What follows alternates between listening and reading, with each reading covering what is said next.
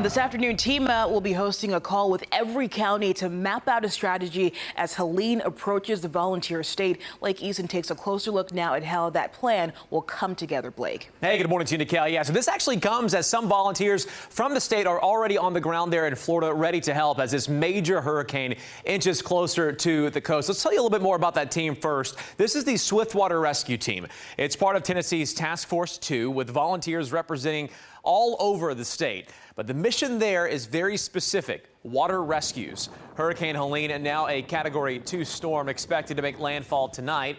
More than 20 counties under mandatory evacuations. Packing winds over 100 miles per hour, heavy rain, and catastrophic storm surge. As Helene moves inland, those in its path could also see heavy rain as well. State emergency officials say this is what we should be watching closely.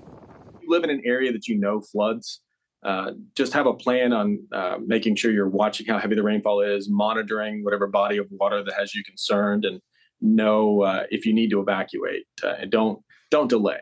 So if something seems off or like you might get stranded, go ahead and go and stay with your friends or family, or take that trip that you were looking to take in a place that has higher ground. Have multiple ways to get warnings. So weather radio is great because it doesn't rely on cell phone towers or other things like that. It relies on signals that are pretty robust.